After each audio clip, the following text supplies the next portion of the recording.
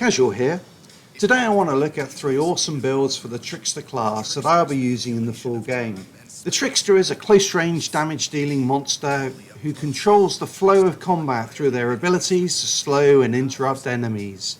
This class has the second highest maximum health after the Devastator, and also a shield which provides global damage mitigation, but also some fantastic mobility and damage dealing abilities, making it one of the most versatile classes in the game. But what is the best build to get the most out of it? Let's have a look at 3 builds that I think you should be trying out. One thing before we do, I'm not going to cover which mods you should be using with these builds in this video. We've hardly scratched the surface of the mods that will be available in the full game, and so it's way too early to be doing that. Being a Trickster is all about getting into close range quickly, dealing a ton of damage, and then getting the hell out of there. This build delivers on that, increasing your weapon damage by over 230% when attacking elites from behind, reduces the cooldown on your movement abilities by 30%, making you a nimble assassin, all with armor piercing and a bigger magazine so that when you hit someone, they stay down. This is an all-out damage dealing monster of a build. This build is built around your Hunt the Prey ability, allowing you to get in behind enemies quickly and trigger weapon damage boosts with Outrider Executioner, Unforeseen End, and Cold Calculation. Bounty Hunter adds additional damage to elites. Oddity Summation increases your magazine size, while multiple stacks of weapon and close range damage turn you into the ultimate dealer of death. This is about doing maximum damage, so for me a shotgun is your weapon of choice. Golem's Limb is an awesome legendary shotgun that would work perfectly with this build. Shotgun Master and Adept provide nice boosts to your already impressive damage output. Finally, if the action gets too hot, use Equilibrium to get you out of there and leave your enemy shooting at thin air.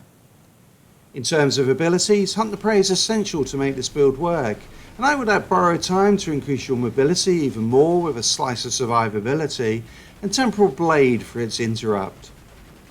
If you are playing solo or struggling with the survivability with this build, I would suggest taking Leap of Quietus, Cycle of Life and Death, and the first node of the Harbinger branch, Anomaly Persistence, which should give you a small buff to your health and to your health recovery, at the expense of only 20% weapon damage. You can also swap one of your abilities for Cyclone Slice, which can be modded for additional healing and shields. Damage comes in 2 forms in Outriders: physical damage coming from bullets mainly, and ability damage from, well, abilities. While the best defense is offense in this game, if you need to soak up the pain, the Trickster has the toolset to help.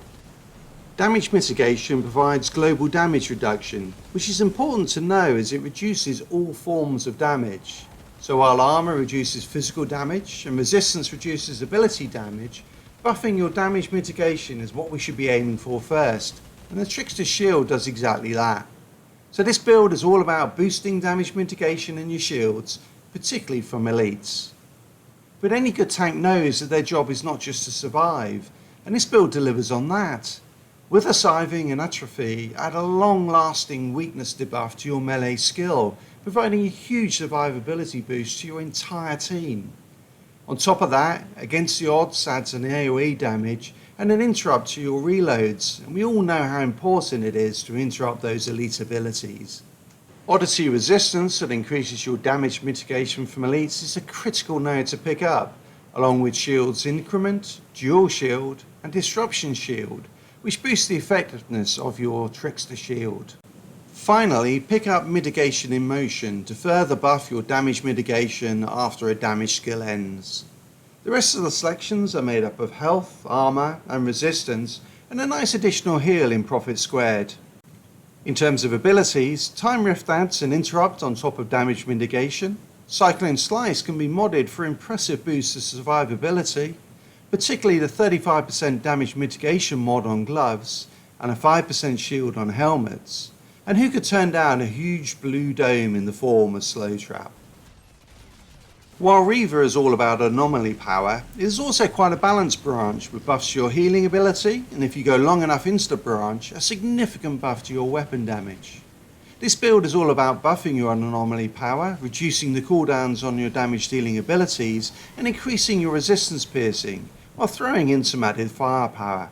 This build is built around slotting 2 damage abilities, Anomalic Acceleration and Sign of the Void to provide boosts to their effectiveness, and Continuum to ensure that you can just keep cycling them. Slotting Hunt the Prey with Combat Shield's Timeline and Leap Clincher ensure that you kick off any fight with a bang.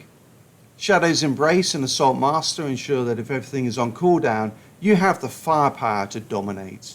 The remainder of the build is made up of boosts your Anomaly Power, Resistance Piercing, Skill Leech, and a rather nice 30% increase in Anomaly Power when you use your melee skill, leaving just one node to pick. For this final node, you can either pick up yet more damage potential through Altered Executioner, or utility through the AoE and Interrupt with Against the Odds. Personally, I think that the interrupts will be key in this game, and so I'll be going for the latter. For abilities, Hunt the Prey is your distance closer, while Twisted Rounds and Cyclone Slice should be popped whenever they are on cooldown, ensuring all of your buffs stay active. I hope that you enjoyed this video.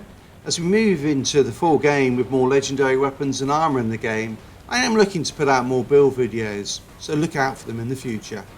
Until next time, Casual out.